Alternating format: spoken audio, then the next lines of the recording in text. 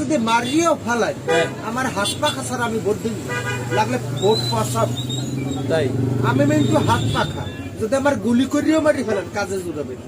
দর্শক এই মুহূর্তে ক্যামেরায় যাকে দেখতে পাচ্ছেন আমাদের বাকেরগঞ্জ পৌরসভার মিন্টু ভাই, তিনি বরিশাল ৬ বাকেরগঞ্জ আসনের একজন ভোটার।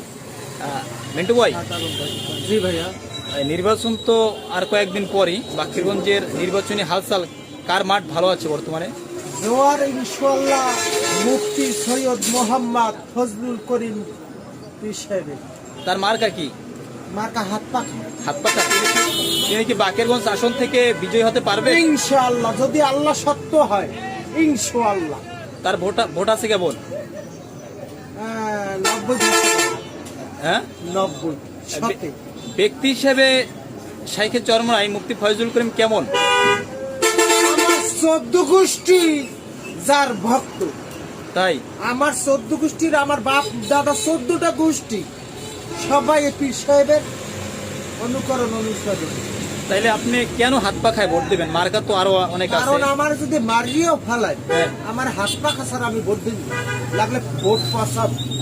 তাই আমি কিন্তু হাত পা খা যদি আমার গুলি করিয়েও মারি ফেলেন কাজে জুড়াবে না। তাইলে আপনি কি শাইখে চরমনাইয়ের নির্বাচনী প্রচারণায় নামবেন? ইনশাআল্লাহ, আল্লাহ যদি আমার হায়াতের রিজিকের মালিক নামায়। শাইখে চরমনাইয়ের সাথে কি আপনার দেখা হয়েছে একবারও? এমন একটা বহের মধ্যে আজও ঢুকে ঢুকে কান্না করে যে কৃষককে একবার দেখতে পারতাম।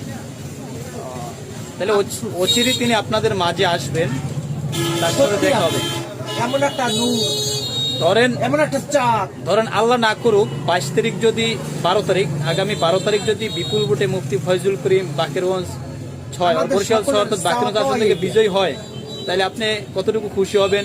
মানে মনে হইব যে আজকে আমার যদি সবচেয়ে ফুর্তির দিনটা, মানে সবচেয়ে আনন্দের দিন, সবচেয়ে ঈদ কুরবানি যে কথা বলে না যে কোনো কিছু হারাইয়া যাবার পরে যে ফিরে পায়, কতটা তার মনের মধ্যে আনন্দ ফুর্তি লাগে, ওই রকমের আনন্দের দিন হইবে সেদিন।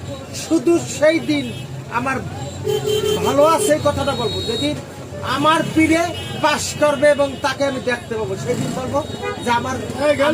এখন এদিকে তাকার, এদিকে ভোটারদের উদ্দেশ্যে আপনার কোনো কথা আছে? বাকেরগঞ্জের যারা ভোটার আছে সকলের কাছে অনুরোধ থাকবে যে জীবনে বহু কিছু দেখছেন, কয়বরে আপনার যাইতে হবে, কয়বরের দিকে তাকাইয়া নিজের গুণের দিকে তাকাইয়া একটু আল্লাহর রাস্তায় পাও ধরে বলবো যে ফয়জুল করিম সাহেব দাদা হুজুর, হ্যাঁ তাকে এবার আমার বড়